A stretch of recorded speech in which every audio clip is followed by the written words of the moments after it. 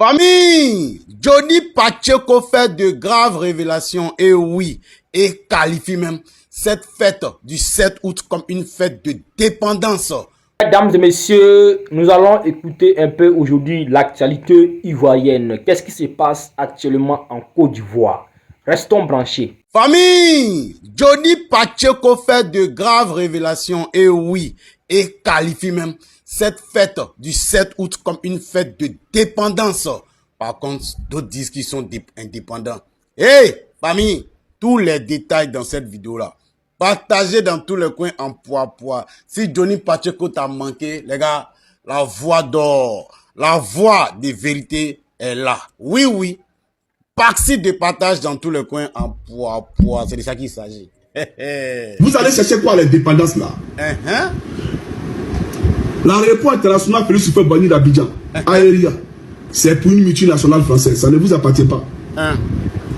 Air Côte d'Ivoire, la compagnie d'aviation, d'après vous, nationale, que vous prenez pour aller à Paris, l'actionnaire majoritaire à Air Côte d'Ivoire, c'est Air France, une multinationale française. Donc, Air Côte d'Ivoire appartient à la France. Quand Air France vient atterrir sur le tarmac de l'aéroport Félix Houphouët-Boigny d'Abidjan, elle ne paye pas de droits de sol. Elle ne paye pas de droits d'atterrissage à l'État ivoirien.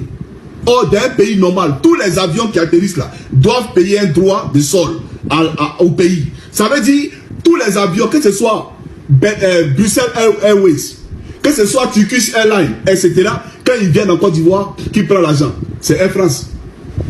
Mais Aéria, c'est pour eux, c'est pour la France. Donc, l'aéroport de Côte d'Ivoire appartient à la France.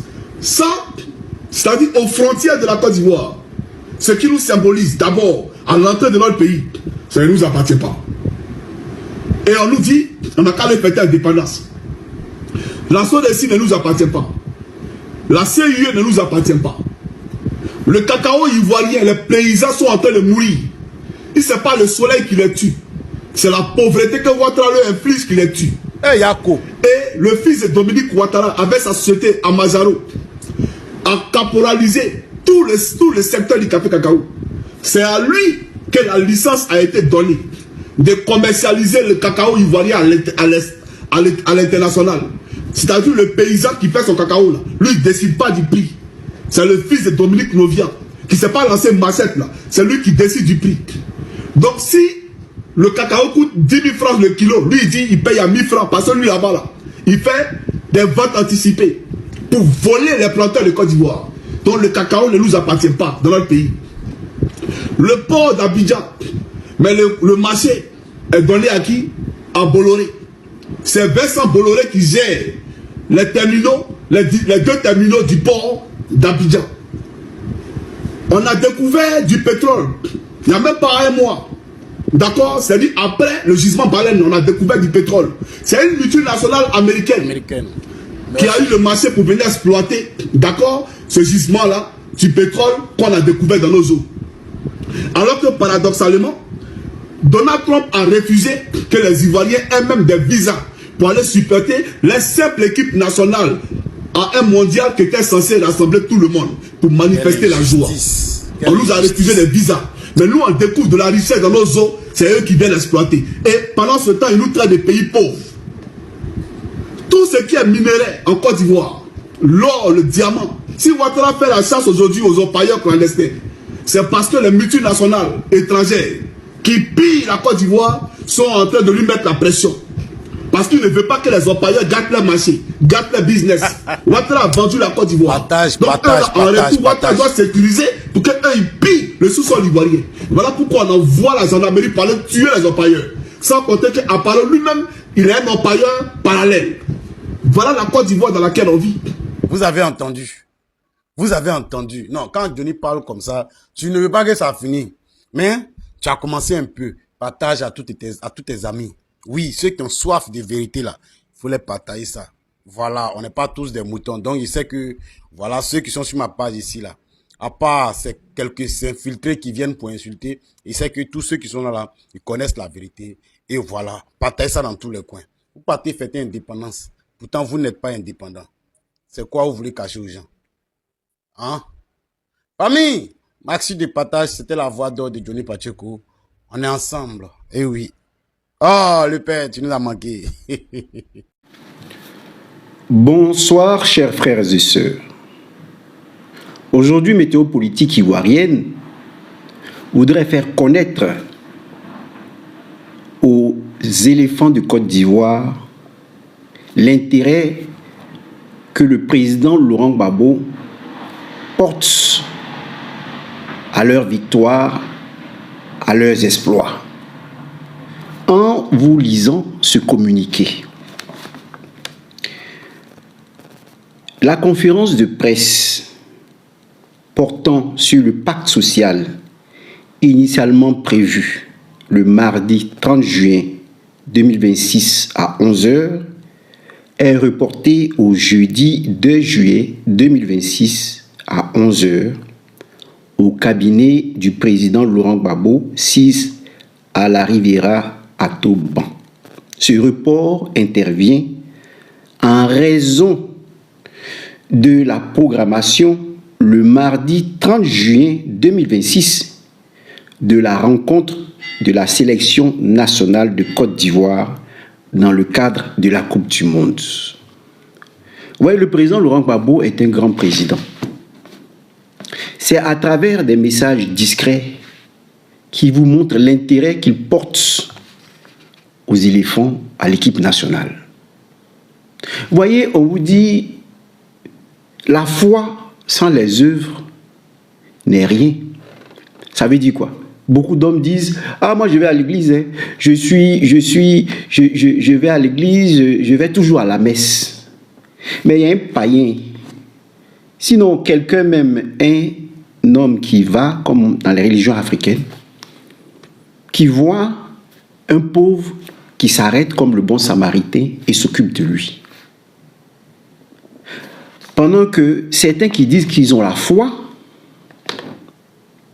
qui prennent des photos auprès des éléphants pour dire qu'ils sont intéressés, mais quand ils sont élus à la tête de leur parti, ils disent, je suis le premier président musulman de tel parti politique. Vous voyez que ça n'a pas de sens. C'est-à-dire, c'est la foi sans les œuvres. C'est la foi sans les œuvres. C'est comme quelqu'un qui dit, il va à l'église, mais il voit le pauvre et il se détourne du pauvre. Voilà pourquoi Jésus disait, le bon samaritain, c'est lui là qui va gagner le ciel. C'est la charité là, c'est lui qui va gagner le ciel. C'est pas lui qui dit que je suis chrétien, je suis musulman, je suis tant, je suis bouddhiste. Non. Le samaritain voit quelqu'un qui souffre et il s'arrête. Et il s'occupe de lui. Il ne donne même pas son adresse. Donc, le monsieur même peut venir lui faire du mal demain parce qu'il ne sait même pas qui lui a rendu service. Mais c'est un service désintéressé. Le président Gbagbo est comme ça en Côte d'Ivoire. C'est le bon samaritain. Tu peux le traiter de tous les noms, mais c'est un homme bon et sa charité est le pilier, la pierre d'angle de la réconciliation ivoirienne, de la construction d'une nation où nous devons être unis. Et c'est ce message que le président Laurent Gbagbo transmet aux éléphants. Quand il dit dans son pacte social, dans la lettre qu'il nous a adressée, ce n'est pas tant le fauteuil présidentiel qui m'intéresse, j'ai tout eu. Et ce n'est pas tant le fauteuil présidentiel qui doit nous intéresser. On ne doit pas attendre le fauteuil présidentiel pour nous battre pour les droits des Ivoiriens, pour la cherté de la vie. Les agents de la police maritime ont été incarcérés parce qu'on dit trouble à l'ordre public. Des gens qui disent que la vie est chère et n'arrivent pas à nourrir leurs enfants, on les met en prison. Et on est là, on dit aux éléphants, bravo, on vous attend, vous gagnez, venez. C'est la foi sans les œuvres. Donc je vous ai donné le cas de celui-là qui divise, parce que quand il dit je suis le premier président musulman, il divise et il montre qu'il est avec la politique du rattrapage ethnique d'Alassane Ouattara, qui dit, le dictateur qui dit, à travers son ministre, on vous attend, faites bien, travaillez bien pour que nous on utilise la coupe comme l'opium pour que ça soit l'opium du peuple. Non, ce n'est pas le même message que le président Laurent Gbagbo adresse aux éléphants de Côte d'Ivoire. Puisqu'ils y ont mis le pied, on va mettre le pied dans cette compétition pour faire comprendre aux éléphants que leur victoire doit reposer sur l'union, la discipline et le travail, sur l'unité des Ivoiriens. Voilà l'exemple que nous voyons en eux. Vous voyez, il faut dire la vérité. Et Météo Politique va vous dire la vérité. Ça fait mal, mais c'est comme ça. À l'époque de Yaya Touré et de Drogba, le président Gbagbo subissait des coups parce que l'équipe était divisée. Non, si Drogba remporte la Coupe d'Afrique, ça va être un honneur pour les BT, donc pour le président Gbagbo. Donc il ne faut pas jouer. Jusqu'à ce que Drogba se retire. Et c'est en ce moment que le groupe de Yaya Touré et tout ça ont pris la Coupe d'Afrique. Parce qu'il y avait Drogba dedans. Non, il ne fallait pas prendre la Coupe. Vous voyez? Et tenez-vous bien, la chose terrible, il faut que les enfants le comprennent pour demain. C'est que durant la rébellion, des joueurs, des internationaux du Nord, poussés par Alassane Ouattara, manipulés par Alassane Ouattara, participaient à l'achat des armes. Sans le vouloir, puisqu'ils envoyaient l'argent, ils ne savaient pas à quoi ça sert. Ça servait. On ne pouvait pas dire que ça servait à ça. Mais eux, ils participaient, ils envoyaient de l'argent pour soutenir la rébellion armée. Et leur argent pouvait être utilisé pour acheter des armes. Mais nous, Ivoiriens, qui suivons le président Laurent Gbagbo, ne devons pas faire la même chose. Sinon, nous serons des monstres comme ceux-là qui nous gouvernent aujourd'hui. Vous voyez? Et voici ce que le président Laurent Gbagbo dit à travers son message, le report de sa conférence de presse. Ce n'est pas tant la coupe qui doit vous intéresser. Pour nous, supporters, on veut la coupe. Pour dire aussi que la Côte d'Ivoire est parmi les grandes nations du monde. Ça, nous, on veut la coupe en tant que supporters. Ça, le message du supporter, ce n'est pas le message du politicien. Maintenant, le politicien Gbagbo, le président Gbagbo vous dit, unis, rien ne vous résistera. Parce que c'est déjà une victoire. Votre premier passage est déjà une victoire. Pourquoi? Parce que c'est unis que vous avez pu vaincre toutes ces équipes. Parce que pour nous, vous avez vaincu l'Allemagne. Parce que les gens s'attendaient à un score terrifiant, mais vous avez vaincu l'Allemagne. Vous avez vaincu moralement l'Allemagne. Et vous êtes passé. Vous avez vaincu Curaçao. Mais grâce à l'unité, on a commencé avec les buts d'Adama Diallo, on a fini avec les buts de Pépé. C'est ça l'unité. C'est ça l'unité. On ne dit pas non, il faut seulement les gens du rattrapage. Non. Donc le message du président Laurent Gbagbo à travers ce report, c'est quoi? C'est votre unité que nous regardons. C'est ce que nous voulons. C'est pour cette raison que nous nous battons. Écoutez ce que le président Laurent Gbagbo dit sur tous ces faits qui sont passés avant, où des gens, des joueurs ont participé à la rébellion armée contre sa personne. Qu'est-ce qu'il dit à Treichville? Écoutez ce qu'il dit. Il y a donc beaucoup de chaleur autour de vous aujourd'hui. Hier également, à Yopougon, c'était une mobilisation extraordinaire. Nous allons donc faire un break et puis aller à Yopougon. Vous y avez prononcé une allocution et au cours de cette allocution, vous avez parlé de la recherche de la vérité concernant ce qui concerne la crise post-électorale de 2010-2011. Monsieur le Président, pouvez-vous nous préciser votre pensée en ce qui concerne cette vérité que vous voulez que ce soit su? Oui, je vous remercie de me poser cette question.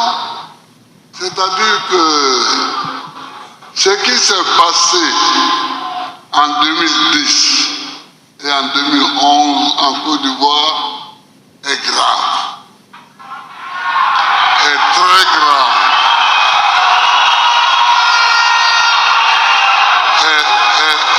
Est très grave. Bon. Et je pense que ces faits graves méritent un autre sort que celui qu'on lui a donné jusqu'à présent. On arrête quelqu'un, on le jette à la CPI. Maintenant, on se rend compte à la CPI que ce n'est pas la bonne personne qui est venue. Donc la bonne personne est quelque part.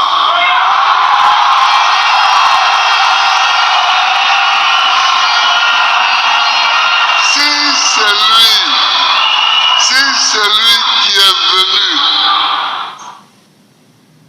n'est pas le coupable, s'il n'est pas le responsable des atrocités, comme il y a eu des atrocités, il y a un responsable. Donc, je souhaite qu'on le recherche. Je souhaite que la Côte d'Ivoire cherche la vérité.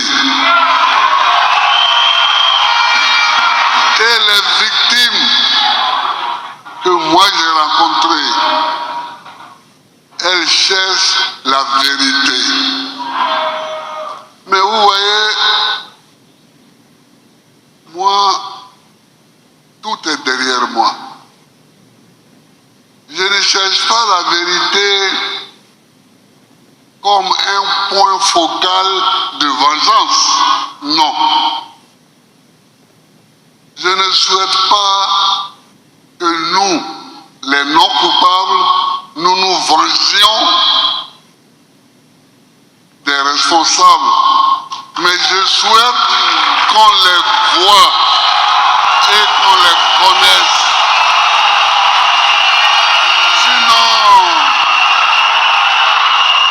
Sinon, je ne recherche pas la vérité pour me venger. Non, ça c'est passé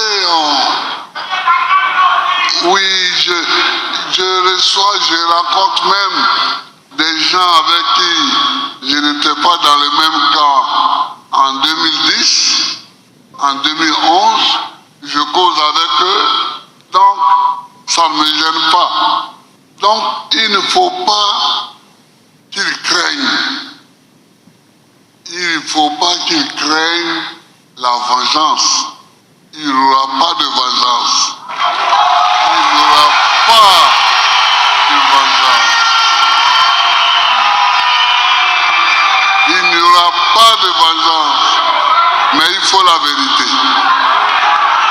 Mais il faut la vérité pour qu'on sache,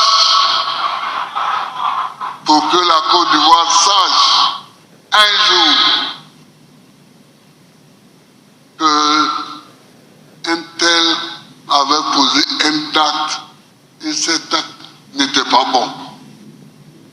Et pour que les autres Ivoiriens ne cherchent plus à poser de tels actes.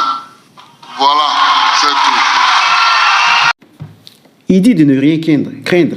Il s'apprête à venir au pouvoir, mais de ne rien craindre. Il n'a pas craindre des représailles, un esprit de vengeance, non. Lui aussi, il est en train de mettre une équipe de football sur pied.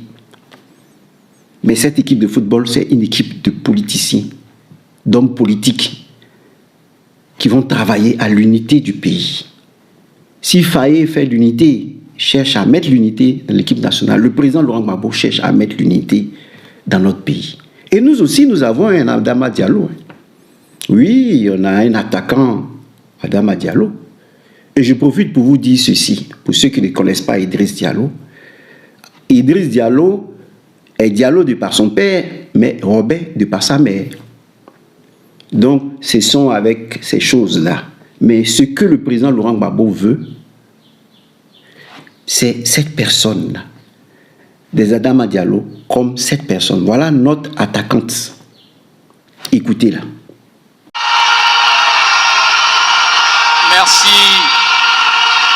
Merci Maître Abiba pour cet exposé. Mais avant de vous laisser partir, comme vous êtes jeune aussi, je voudrais vous poser tout juste une question. Dites-nous, vous qui êtes né en Europe et qui avez grandi, étudié, vous êtes avocat, inscrit au barreau de Paris. Qu'est-ce qui vous a poussé à tout laisser pour suivre en Côte d'Ivoire un homme politique comme Laurent Gbagbo, que la communauté internationale traitait hier d'infréquentable et de criminel?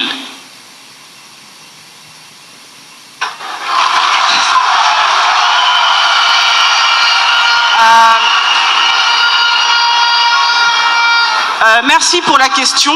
Alors c'est vrai que je suis avocate, j'exerce toujours à Paris et je fais la navette entre Paris et Abidjan pour le moment. Mais il est vrai que rien dans mon parcours ne me destinait à m'engager auprès d'un homme politique ou même en politique tout simplement. Rien. J'étais vraiment la jeune de la diaspora en Europe, mais typique, dont les préoccupations étaient les études, le job étudiant et les amis, la fête quoi. C'était mes préoccupations. La politique, c'était pour les parents, c'était pour mon père en particulier, qui discutait, qui débattait de la vie politique ivoirienne. Et je ne me sentais pas particulièrement concernée, pour être honnête. Et puis un jour, mon père m'a demandé, mon père qui est avocat aussi, m'a demandé de le suivre. Il devait rendre visite au président Laurent Gbagbo avec d'autres confrères, et il m'a demandé de le suivre. Bon, quand les papas parlent, on s'exécute, donc je l'ai suivi. À cette rencontre, on était tous là et puis le président est rentré. Il nous a tous salués et il a parlé avec chacun d'entre nous. On ne va pas se mentir, hein, rencontrer un président de la République, c'est intimidant, c'est vrai. Mais pour être honnête avec vous, je n'ai pas été intimidée.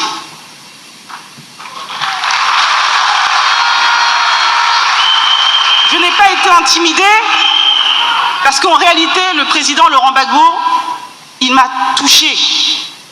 Quand je dis qu'il m'a touchée, il m'a touchée par son humilité.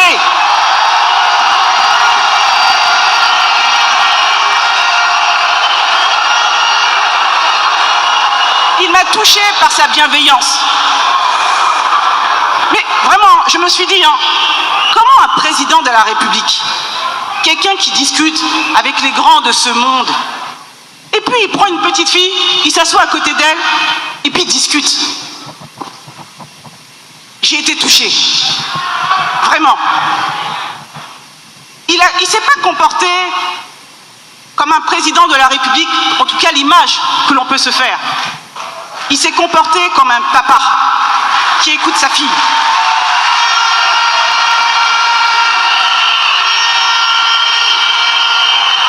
Ça, c'est ça le président. C'est ça le président. Il aime les gens. Il aime profondément les gens.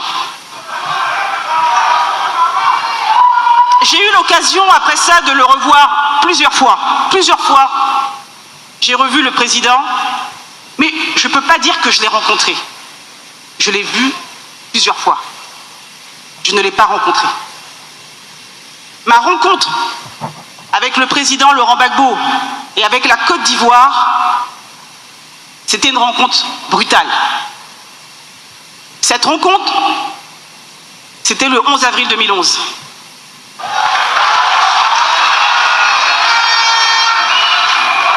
Ce jour-là, toutes les cellules de mon corps m'ont crié que j'étais ivoirienne.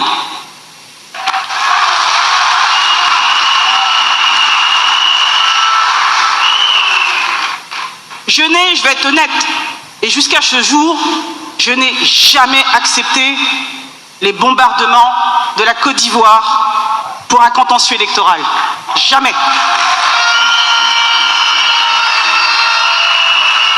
Je n'ai jamais accepté qu'on puisse humilier toute une nation et son dirigeant pour un contentieux électoral. Jamais j'accepterai ça.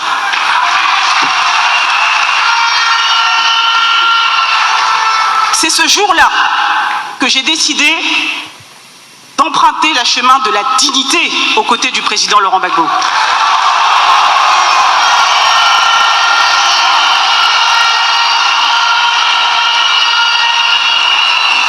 J'ai rencontré le président Gbagbo ce jour-là, mais je ne l'ai pas connu ce jour-là. Il a fallu du temps. Je l'ai vu. Je ne l'ai pas connu au pouvoir. Donc ce n'est pas les apparats du pouvoir qui m'ont séduite chez lui, qui m'ont convaincu de m'engager à ses côtés. C'est sa résilience et sa dignité à mener le combat pour la souveraineté de la Côte d'Ivoire et de l'Afrique. C'est ça. C'est cette foi inébranlable en ce qu'en menant le combat, nous allons gagner à faire de la Côte d'Ivoire et de l'Afrique des États souverains et libres. C'est vrai, hein, on voit beaucoup de nos compatriotes, de jeunes Ivoiriens, tenter la traversée de la Méditerranée. Ils vont se tuer, et pour les plus chanceux, ils se retrouvent de l'autre côté, à mendier dans la clandestinité, bref, en l'absence de toute dignité. Je ne peux pas leur reprocher de faire ça. On comprend. Pourquoi? Mais quand vous n'avez plus de dignité, quand vous ne croyez plus en rien, vous n'accordez même plus de valeur à votre propre vie. Le combat du président, c'est aussi ça. Donner à chaque Ivoirien, redonner à chaque Ivoirien sa dignité. Personne n'aime vivre loin de son pays. Personne n'aime vivre dans l'exil. Personne ne souhaite pour son enfant qu'il croupisse ou qu'il meure dans les mers de la Méditerranée. Personne. Et c'est pour ça que je suis convaincu que la seule façon pour nous, la jeunesse ivoirienne, africaine, d'aspirer à une vie meilleure, c'est de se battre pour notre dignité, de se battre pour notre souveraineté, de se battre pour que ce soit nous qui décidions et personne d'autre à notre place. Voilà ce que je pouvais dire. Vous venez d'écouter Maître Abiba Touré. Mais dans notre équipe, autant nous n'avons pas que Adama Diallo, autant nous n'avons pas que Maître Abiba Touré. Nous avons aussi des Sékou Fofana, des Diakité et autres. Donc écoutez ici nos Sékou Fofana, nos Diakité, pour que vous compreniez que ce qui se passe dans l'équipe nationale, c'est ce que le président Laurent Gbagbo est en train de réaliser en Côte d'Ivoire. Parce que ce n'est pas une personne qui pratique la foi sans les œuvres. Écoutez. Le PPACI repart sur de nouvelles bases. C'est ce qui ressort de la rencontre du président Laurent Gbagbo avec les fédéraux. Une rencontre de mise au point. Reportage Ange Abraham, Yabin Guessan et Steven Djedje. Quand je suis revenu en Côte d'Ivoire, j'ai commencé par recevoir les fédéraux. Aujourd'hui, je reçois les fédéraux. Ça veut dire que dans ma tête, on est à un commencement. On va commencer quelque chose de nouveau. Le temps est donc... Auparavant, j'étais CR et aujourd'hui, je me nomme SGA.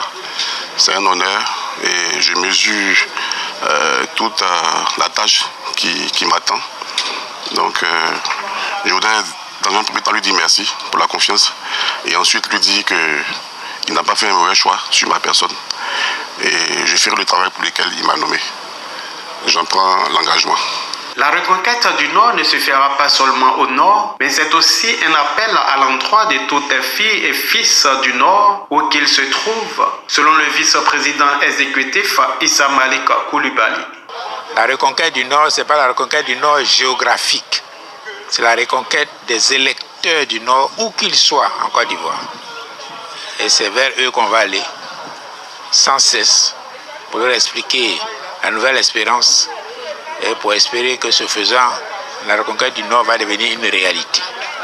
Au cours d'un congrès d'un séminaire qu'on avait organisé en tant que ressortissant du Nord au sein du PPACI, qu'il fallait avoir un regard particulier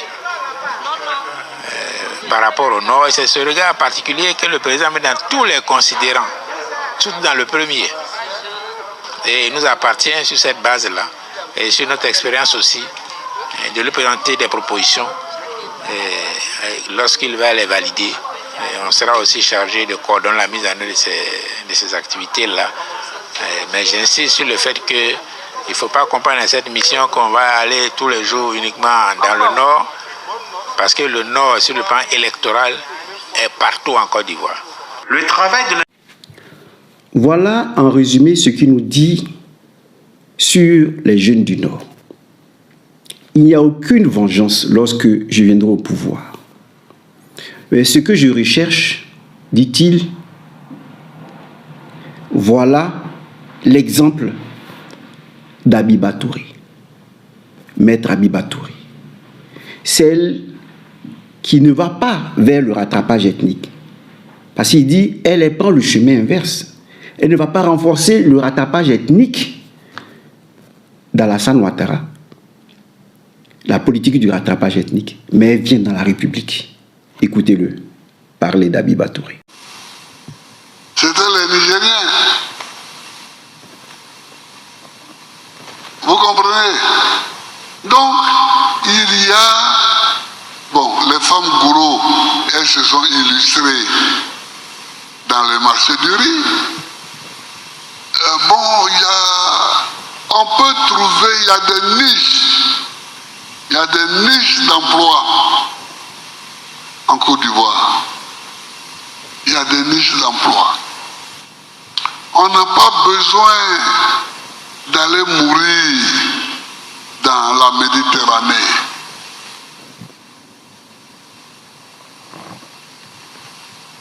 Mais Abiba Touré, que vous voyez là, c'est une enfant de là-bas. Elle a fait le chemin inverse. Et c'est le chemin inverse là que je veux. C'est ce chemin inverse que moi je veux. Donc désormais, vous comprenez la politique du président Laurent Gbagbo. Et vous comprenez le soutien qu'il apporte aux éléphants, même s'il ne le dit pas, pour ne pas faire du sport un instrument de la politique. Il veut que le sport puisse divertir les jeunes. Il ne le dit pas, mais à travers ses actes, il est content de voir les éléphants unis. Il reporte sa conférence de presse pour que tout le monde puisse vous regarder. Que ce soit PPACI, RHDP, tout le monde, PDCI, qu'on puisse vous soutenir. Voilà pourquoi il reporte sa conférence de presse. Ne pas qu'on dise, oui, les gens du PPACI veulent la défaite des éléphants pour ne pas que Ouattara s'en serve. Non, nous, on n'est pas à ce niveau.